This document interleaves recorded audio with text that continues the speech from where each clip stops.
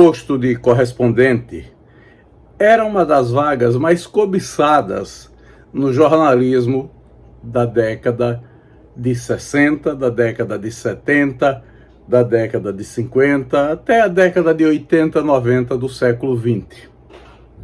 Ser correspondente de um grande veículo da mídia nacional colocava o repórter no grupo de elite, garantia prestígio ao jornalista e fazia com que ele tivesse acesso a todas as autoridades, lideranças políticas e econômicas do Estado. Afinal, numa terra onde a mídia era muito acanhada, representar veículos como o Jornal do Brasil, o Estado de São Paulo, a Folha de São Paulo, o Globo, Diário de Pernambuco, a Tarde, era efetivamente um sinal de status, além de garantir uma boa remuneração financeira ao jornalista. José Carlos Góes Montalvão conquistou, no início da década de 70 do século XX, o concorrido posto de correspondente do Jornal do Brasil em Sergipe. Neste vídeo de memória, ele nos fala do seu trabalho nessa condição. Vamos acompanhar o depoimento do jornalista José Carlos Góes Montalvão. Entrei no Jornal do Brasil. Era no tempo que jornalismo era notícia, era a informação pura, tranquila. Nós tínhamos bons colegas que eram correspondentes dos grandes jornais brasileiros. Eu tenho que me lembrar do Paulo Barbosa de Araújo, que era o correspondente do Estado de São Paulo.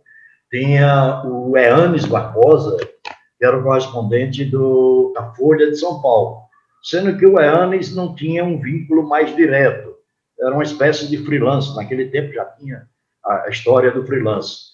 Tinha Jurandir Santos, que fazia para o Diário de Pernambuco, e tinha Milton Alves, que fazia para o Jornal da Bahia.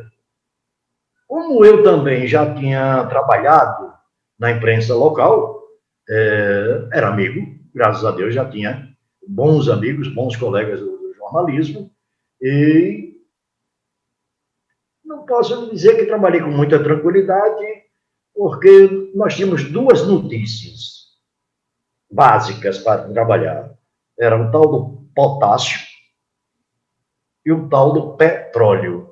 Era isso que a gente saía catando no velho Condesse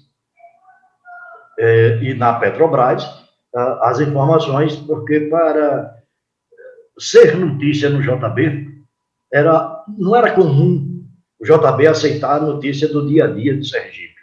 Então, eram mais notícias de peso econômico. Sergipe, naquela época, já despontava como grande produtor de petróleo, e havia a perspectiva do potássio, havia a descoberta do potássio, algo que não me deixa, ainda tenho lembranças do discurso que eram feitos por um governador da época. Sergipe tem tantas toneladas de taquidrita, tantas de carnalita, tantas de silvinita, e quando devidamente explorada, será a verdadeira demarragem desenvolvimentista do Estado de Sergipe. Todo o discurso dele era essa mesma frase que o cidadão que escrevia entregava, e o governador da época sempre. Eu tinha até então, até a lembrança, 300 e tantas toneladas de taquidrita, não sei quantas de carnalita e outras de silvinita. Aí foi época do sonho do polo cloroquímico aqui na Barra dos Coqueiros, que deixaram uma área enorme nas proximidades do Porto de Sergipe. Lembranças. Orlando Dantas era uma lembrança, era um ícone. Sergipe não tem porto porque não tem indústria. Não tem indústria porque não tem porto. Então, essa coisa que o velho Orlando Dantas sempre pregava. Depois saiu do porto e foi para o turismo. Sergipe não tem turismo porque não tem hotel, não tem hotel porque não tem turismo. Enfim, se perdeu muito tempo em Sergipe com essa coisa, essa dicotomia, né? Não tem porto, não tem indústria, não tem hotel, não tem turista. Tinha um ícone de informação, uma pessoa muito credenciada, ele tinha uma cultura geral muito abrangente, era muito gostoso, muito gratificante beber, abeberar-se da sabedoria dele. Quando a gente tinha alguma matéria meio controversa, era bom sempre conversar com ele pela lucidez. Era doutor Eduardo Vital. Chegou a ser secretário de Estado da Saúde. Depois ele teve um escritório em cima do Cinema Palace. Aí, quando ele tinha uma dúvida, ele sempre consultava o doutor Eduardo, porque eu entendia, eu via em doutor Eduardo um saber maior, uma cultura maior, uma referência. Eu tenho muito tributo, muito respeito a doutor Eduardo, e ele dava algum norte para a gente, mesmo que não tivesse nada a ver com medicina, mas ele tinha uma leitura geral que era um norte. Ele ficou até vizinho de Paulo Barbosa. Paulo Barbosa, depois, o Estado de São Paulo alugou uma sala também lá no edifício do Cinema Palace, ali em cima. Eu diria como lembrança cinco interessantes matérias. E criaram fatos. Né? Não sei se você se lembra, mas há uma história de uma quebra de sigilo do gabarito do vestibular da Universidade Federal de Sergipe. Não é? E ali, pouca gente conseguiu se aprofundar nessa matéria. Nós conseguimos, nós fomos... fizemos uma boa cobertura.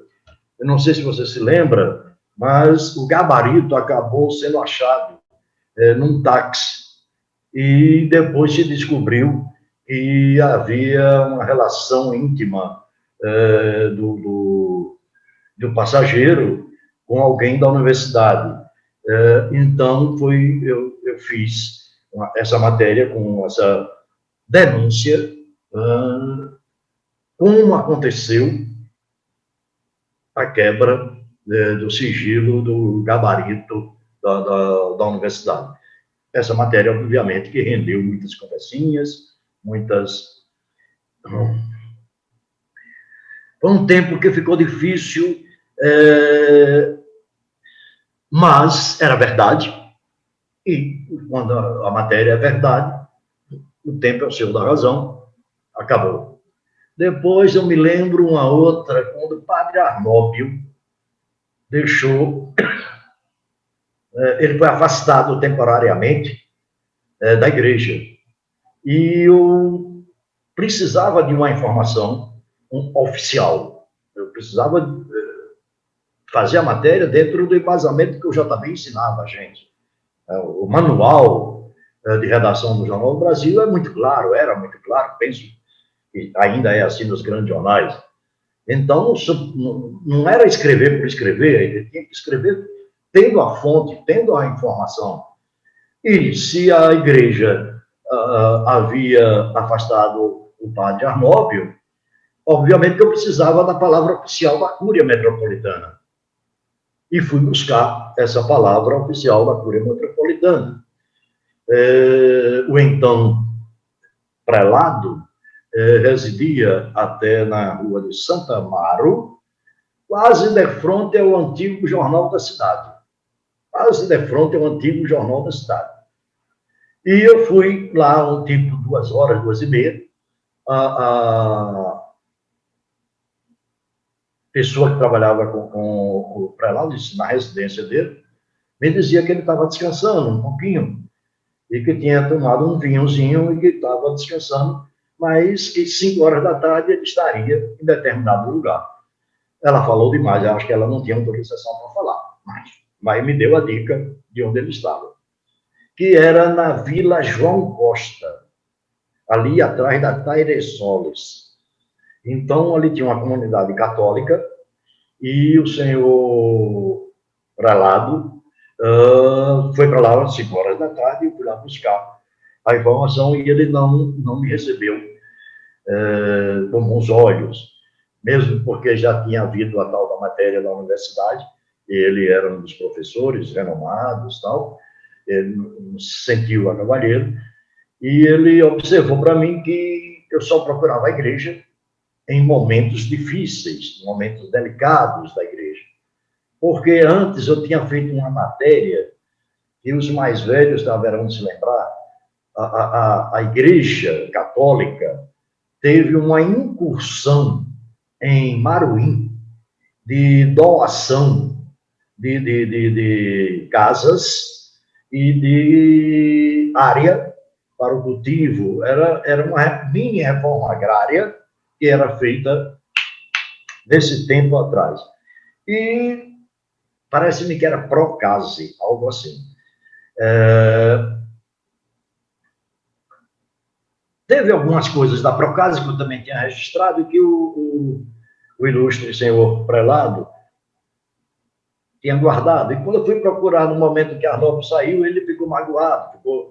E aí teve um desencontro de opiniões que ficou muito marcante para mim, porque ele, inclusive, me anunciava que era amigo da Condessa Pereira Carneiro, que era dona do Jornal do Brasil, e me anunciava que até iria solicitar a minha demissão do Jornal do Brasil, mas não logrou êxito, tanto que eu permaneci no Jornal do Brasil.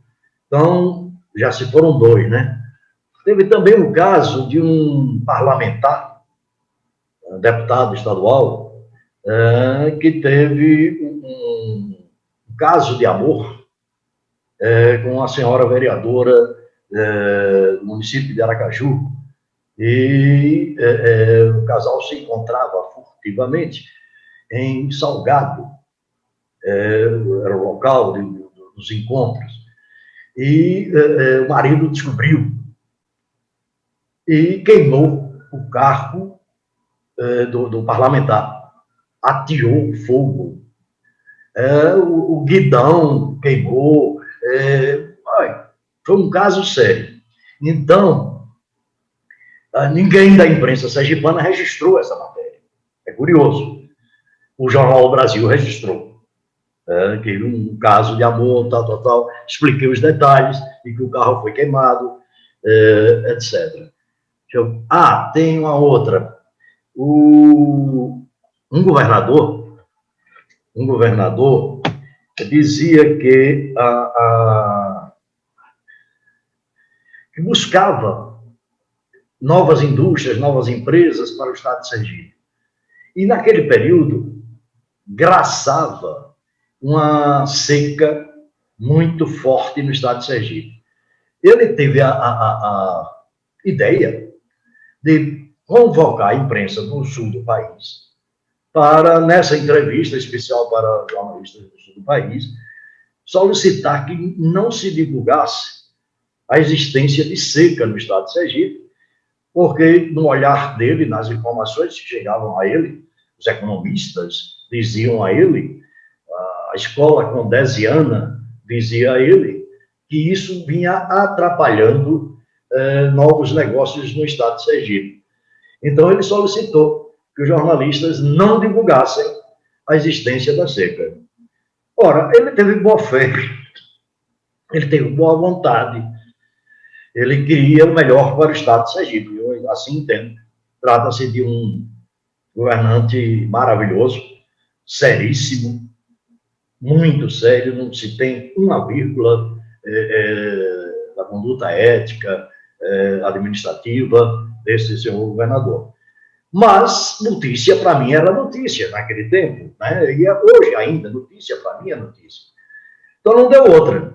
Acabou a entrevista lá no Palácio, eu corri para o Correio, que só tinha um telex naquele tempo, e era lá no Correio, na rua de Laranjeiras com Itabaianinha, desculpe.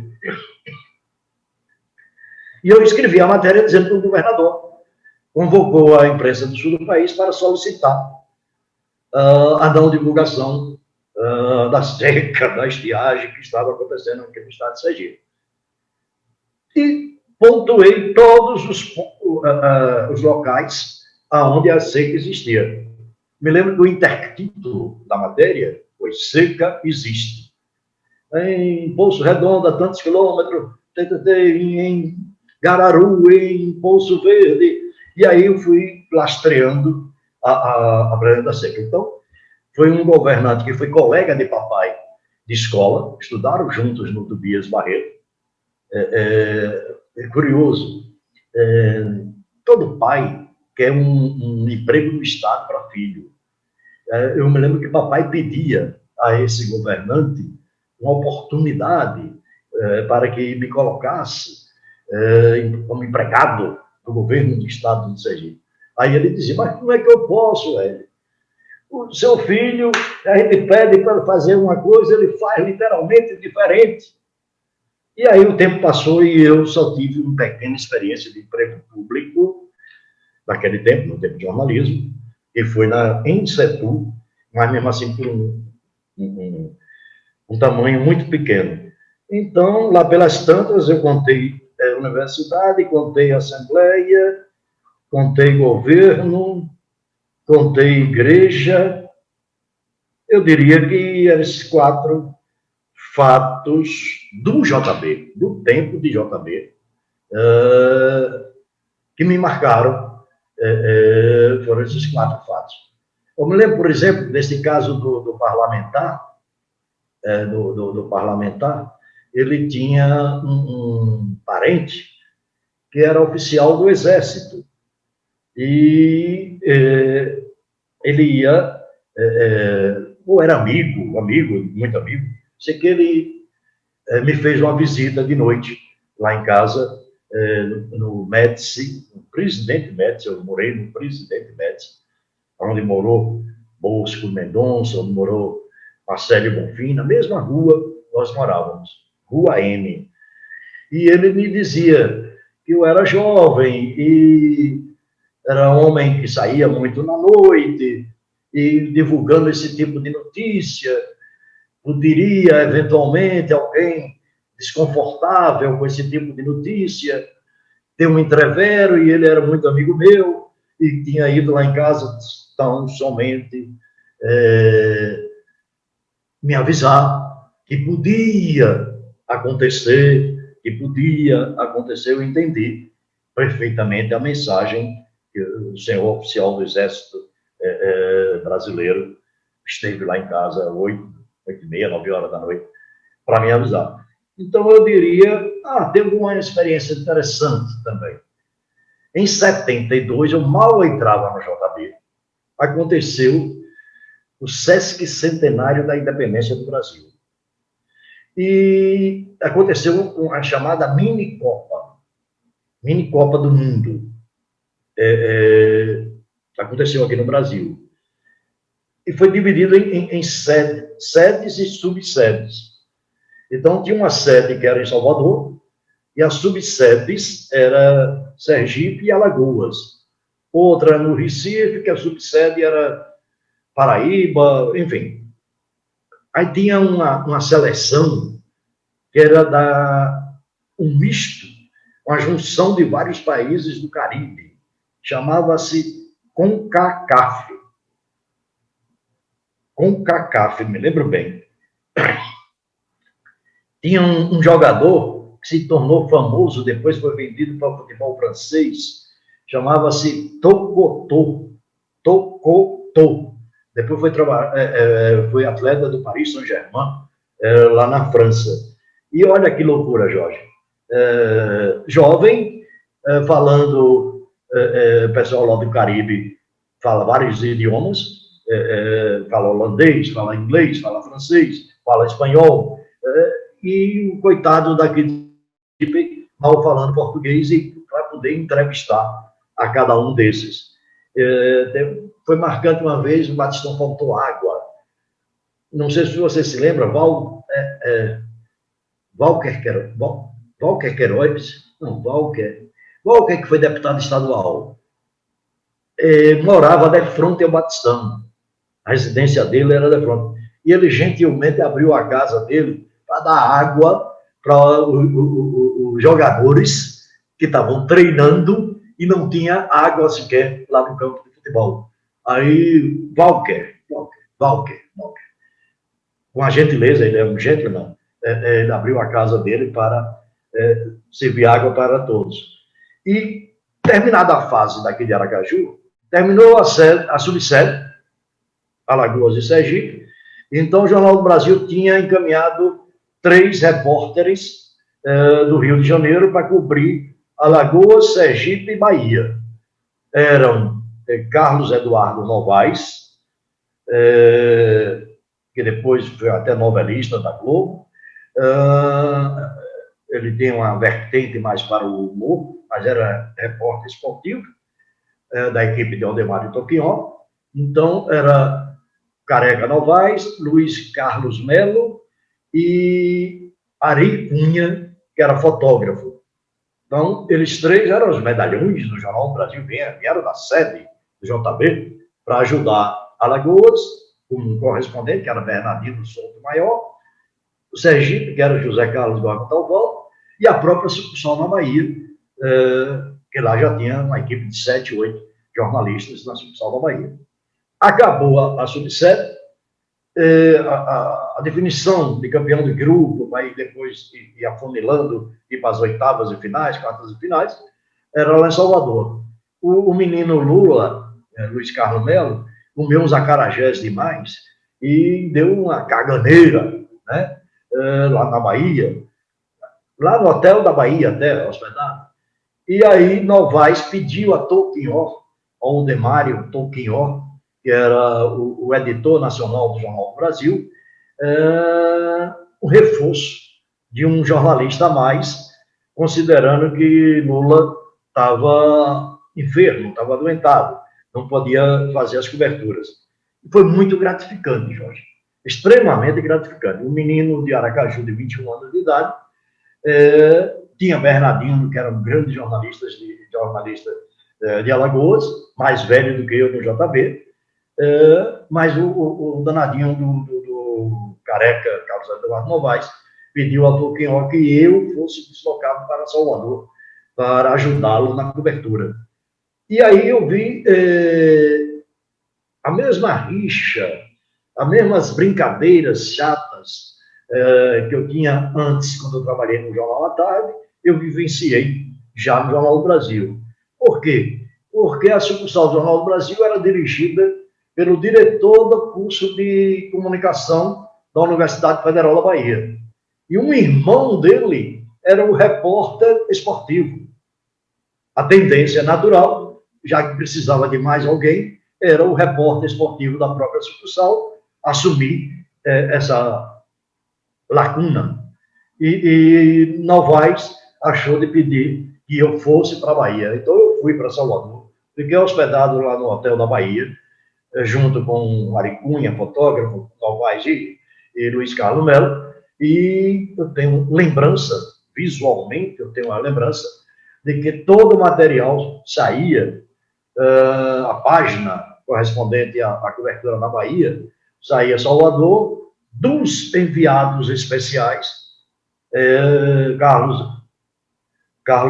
Novaes, Luiz Carlos Melo, Ari Cunha e Carlos, naquele tempo assinava Carlos Montalvão. Ora, era uma alegria, uma satisfação enorme ter matéria assinada no JB. A JB, que era a escola de jornalismo brasileiro. Eu tinha 21 anos quando aconteceu esse tipo de coisa. Até que, em 79, 77 ou 79, eu me atrapalho, no tempo da Operação Cajueiro, foi em 1977 e 79. 77, 79, um pouco mais, acho que foi 78, mas tudo bem. Tiveram presos políticos. advogados, professores, vários presos políticos. Você que era do Partido Comunista, você que era do PCB, sabe dessa história, de Wellington Mangueira, Marcelo Bonfim, Milton, da Petrobras, Elias Pinho, Teteia, Wellington, né? E tantos outros que foram presos. Nesse tempo, eu morava vizinho de fundo com Rosalvo, que a gente saboreava todo final de ano aquela famosa abóbora do Rosalvo. A gente morava no Rick City, que era um núcleo habitacional novo. A minha casa dava fundos com a casa de Rosalvo. E eu fiz registro jornalístico sobre isso. Nesse registro, causou um mal-estar, porque uma das autoridades aqui do Sergipe, na época, tinha parentes fora do estado do Sergipe e que era importante. Tinha até uma grande advogada baiana que fez a defesa e também era colaborada, assistida pela brilhante advogada sergipana Laerte Fraga. Então, nesse interregno teve também um mal-estar danado, eu acabei saindo do Jornal do Brasil. Mas eu sempre fui ousado, Jorge. O Jornal do Brasil chegava naquele tempo, às vezes 5 horas da tarde, aqui em Aracaju. Dependia do voo, se atrasasse alguma coisa. Era comum a gente ir lá para a banca de revista lá da Ponte do Imperador para pegar os primeiros exemplares do Jornal do Brasil.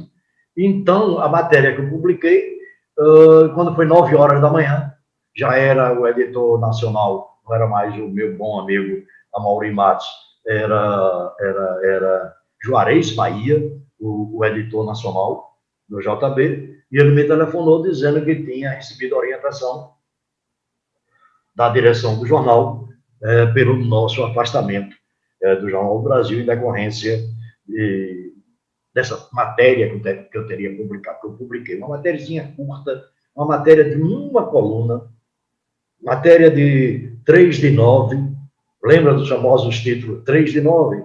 Que era o cão chupando manga, você fazer um título de 3 de 9 caracteres. Era o suprassumo do bom jornalista conseguir fazer esses títulos, né? Eu sempre diziam que eu era bom de título.